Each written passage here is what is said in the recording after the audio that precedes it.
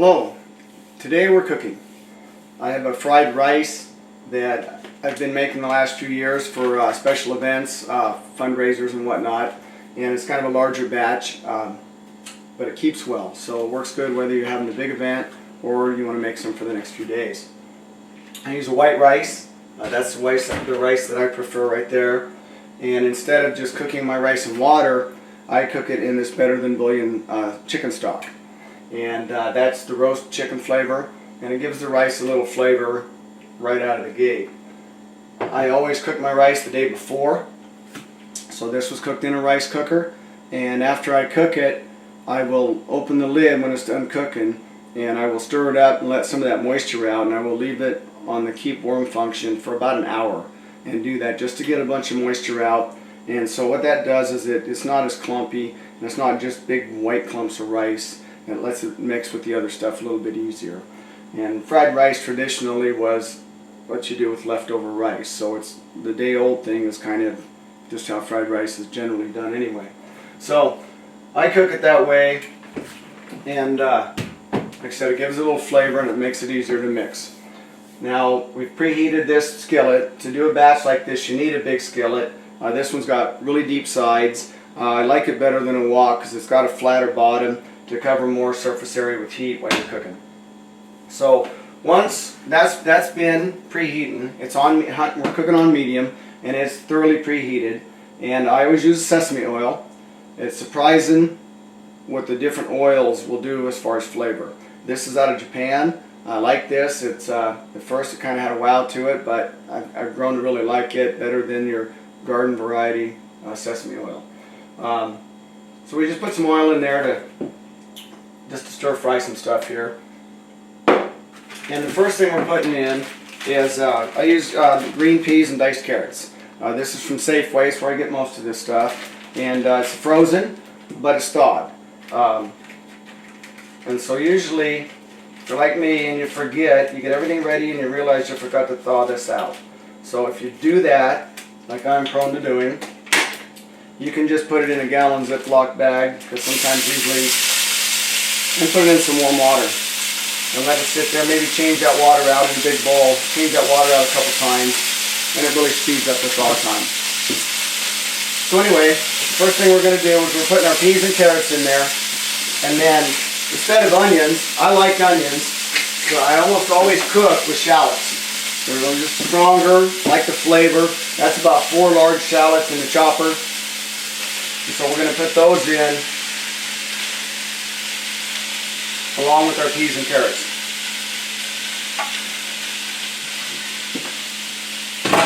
So I'm going to turn this off for a minute. We don't want this to get too lengthy, but it'll be, I don't know, 8 or 10 minutes, give or take, to cook this.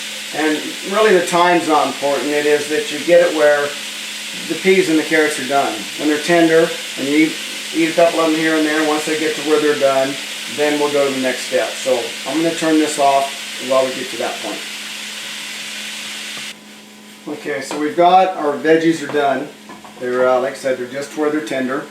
And so our next step on that is in that skillet, scrape all those vegetables to the one side. So we scrape it. Now we've got half of our skillet is empty. And we put in our eggs. So I've got 7 eggs here, but you can put in half dozen, generally speaking. And I'll put a little shot of milk in with them and mix them all up. Because I've always just put milk in my scrambled eggs. So I put a little bit in there. And then we're going to cook it on the half that doesn't have the vegetables. Now a good substitute for that, if you're making several batches of this or in your hurry, are these liquid eggs. Sometimes I'll use this, especially like I said, if you've got a large event, I'll make 3 or 4 batches of this stuff, and I'll take a food warmer and we'll leave it out if you've got, 50, 60, 100 people, whatever you've got. So that is a good substitute if you're in a hurry. Today we're not. So we use real eggs. Well, those are real eggs also, but we use the old-fashioned kind with the shell. Another thing that I'm going to back up on that I didn't mention was on the rice, this particular batch has 6 cups of cooked rice, which is 3 cups uncooked. A really good substitute for the rice, if you're counting carbs, you can do this with cauliflower. If you take your food processor and take 2 smaller heads of cauliflower or 1 real big one and chop it up in your processor to where it's about the size and consistency of rice, then cook it like you would the rice, again using the stock instead of just water, that's a good substitute for the rice. 1 cup of cooked rice has 50 carbs, and 1 cup of the cauliflower has 5. So if you're counting carbs, that's a great substitute, and it still has a really good flavor, and it really doesn't change the dish as much as it would sound. It's really good that way. One difference then too is if you do the cauliflower, you don't cook it the day before.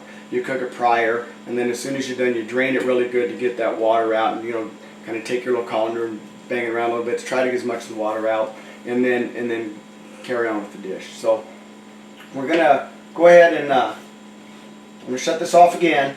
But we're going to scramble or cook these eggs, get them cooked up, and once we get them kind of scrambled eggs cooked, then I'll just mix them all together with the vegetables, and then we'll come back to the next step. Alright, so our eggs are cooked now, and we've got them all mixed in with the vegetables. And so we're on to our next step, which is the bacon. Gotta have bacon. Now, I used to take and I would fry all the bacon. I would fry it prior to doing this. I would fry all the bacon, and I would always buy really good quality bacon. I'd fry it all up, and I would cut every little piece of fat off. I'd cut it into small pieces. You don't want to burn the bacon. Bacon should be pliable. You don't want it crunchy. And what I would do is fry all that up, and then cut all the fat off, and just cut the bacon into real small chunks. And you can do that, and it's really good that way. It gets rid of a lot of the fat, but it's very time consuming. And if you're making 3 or 4 batches of this for a big event, you're going to start out with 10 pounds of bacon. Well, you're going to start with more than that. You're going to start out with a lot of bacon, and you're going to spend half the day frying it and chopping it up, and it's messy. And so I would cook it outside on my big Camp Chef 2-burner, big thing, and that's a little better, but it's still, it's kind of time consuming, but that's the way I always did it until I found this stuff, which is actually a Costco product, and it's called bacon crumbles. It's smoked bacon, it's chunked up. I'm sure that it's fattier than if you did it yourself, so if you're really watching the fat in your bacon, then you can do it, the old-fashioned way. But this here is an excellent bacon. It tastes really good. It's soft. They didn't burn it, and it's really good. This comes in a 20-ounce bag, and I'll use about half a bag on this. And the reason I dumped it all in there was because I made this about a week ago, and that's when I used the first half of the bag. And so, anyway, so we've got about 10 ounces of finished bacon. And like I said, to do that, you're going to take several packs of bacon if you're going to do it and cut all the fat off of it. So, it's going to take about 3 pounds of bacon to start with to do what we just did right here. And so it is very time consuming, and it's like I said, it's excellent bacon. So I've gotten to doing that and haven't really had any complaints, so I'm going to keep doing that. So we've got our bacon in, and we're going to put our rice in, and you notice how that's just kind of falling out of there, and it's because we cooked it ahead of time. I actually cooked this about 2 days ago because I was going to do this yesterday and I got sidetracked. And it kind of crumbled out of there. Even when you do that and put it in the fridge, it don't just roll out of there like that. It rolls out still in a big clump. So before we started the video, I took a few minutes and took a fork and kind of chopped it up and made it where it's a little easier to work with right now. Otherwise, you're in here with a spatula beating the crap out of all the chunks, and in the meantime, you're beating the crap out of your peas and your carrots and everything else. So I kind of do that, and it kind of helps in that. And then the one last ingredient we're going to do here is soy sauce. This is the only thing I measure when I do this, and the reason I measure it is because I'm not that crazy about soy sauce, and I have a tendency of putting in too much of everything I put into every dish I make, and so this keeps me from doing that. And this soy sauce is gluten-free soy sauce, and the reason I do that, started doing that, I had a friend that had to eat gluten-free, and I can't notice a difference in the taste. It tastes no different to me, and it's the only ingredient in this dish that has gluten. So if you cook it this way, then the entire meal is gluten-free. That was the only thing, like I said, that had it. And then you don't have to worry about if if you're, like I said, a large gathering event, you don't got to worry about excluding somebody who can't eat it. You know, like I said, there's no difference in taste. So I've gotten to where everything I put soy sauce in now, I use the gluten-free stuff that, again, I get it at Safeway. None of these ingredients are hard to come by. So I think everything here other than that bacon I got at Safeway. But anyway, so once we've got that in there, I'll take about 5 more minutes and just, you know, we've had medium heat the whole time. So I'll take about 5 more minutes chomping up the last of the little bitty big clumps of rice and getting everything thoroughly mixed and heated up good.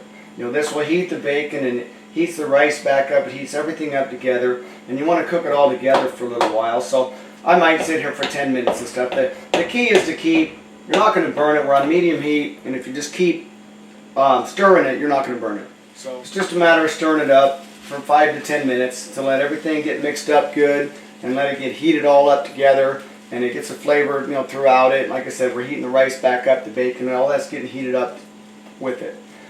But that's basically the dish. It keeps well. It's a great leftover dish. It's traditionally a side, but you can use it as a standalone meal. I do it for lunches a lot.